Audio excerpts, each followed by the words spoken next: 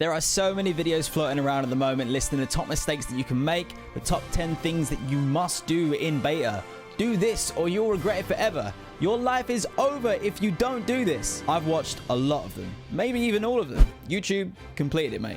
It's because I'm so hyped for Lost Ark to finally be getting a Western release, and of course, videos are going to be flying out left, right, and center now that beta is about to start. Some of the content creators that I've built up a lot of trust and respect with just through consuming their content in the Lost Ark community is Sywo, Wilkie, Saintone Zeals, and Stoopzz. They've all posted recently in one way or another talking about the topics and things that you need to do during the beta, with several long format discussions on these topics between a few of them that I strongly recommend you check out, and I'll have links in the description of course. But I am here to tell you the #1 thing that has come up in all of those videos and so many other videos that simply doesn't get emphasized enough. It's not mastering the leveling system, it is not the crafting systems, it's not building up a load of gold and resource farm spots. The #1 thing to do in the Lost Ark closed beta is to try every class. Now don't flip out, it's not a debate. This is seriously an important aspect for new players to understand, and this is coming from a very new player himself.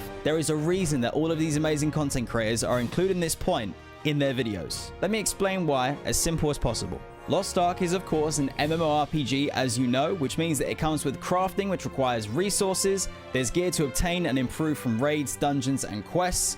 You've got collectibles with skins, mounts, pets, and a few in-game currencies that play a part in almost every single one of the things I just listed. So the amount of time, effort, and or money, depending on the preference, that goes into actually kitting out one max level character at endgame can end up being astronomically high. And the thing is, Lost Ark is somewhat designed to entice you, to tease you, and to tempt you with other classes to try and play. The Korean version, for example, currently has 21 playable subclasses, and pretty much all of them look amazing. Compare that with what I think is around 15 or so playable subclasses that we're getting for the Western launch, and you can see how in the future you're no doubt gonna be tempted with a new class when it releases at some point, which is fine. It's a good thing. You can enjoy a whole new playstyle, and the game will feel a little more fresh every time that you try something else. But there is a little bit of danger lurking there. Remember a moment ago I said about the high time and or money investment, depending on your preference, for one character alone? Well, if you decide to switch mains, you're not going to completely start from scratch, but the money and time investment that you've already put in is just going to begin to climb higher and higher and higher.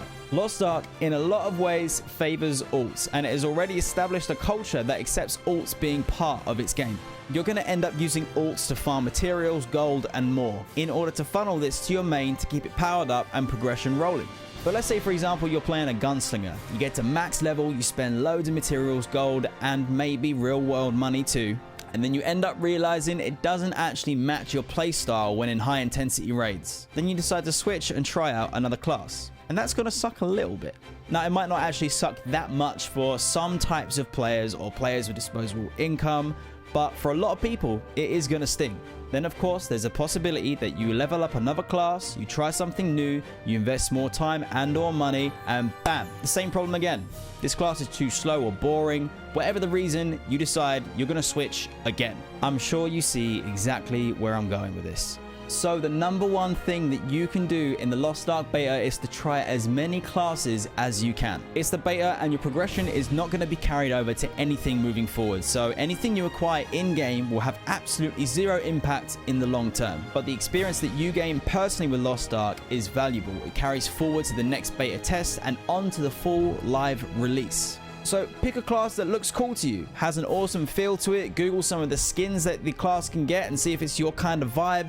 And then most importantly, of course, you need to play it. Get a feel for the abilities, the type of combat, and what your role will end up being in a PvE and PvP scenario. So say you've been playing the Gunslinger for like 5 hours straight on beta on release and it's just not feeling great. That's okay, put it down, switch to something else. We're going to have the Lost Ark beta from the 4th of November through to the 11th. I don't have 11 fingers, so don't waste your time on something boring. Try all of them, try as many as you can, and if you're playing one class and you feel like you're having a blast, keep going and see where it leads. But if it starts to slow down and you feel like you need a change of pace, hop over, try a different class. Let me know what you're thinking about maining if you already know, or whatever it is that you're most excited to try out in the Lost Ark beta. I'm going to be streaming the beta every day on YouTube and over on Twitch, so feel free to swing by, ask me any questions, and of course, just hang out. So take care, and I'll see you next time.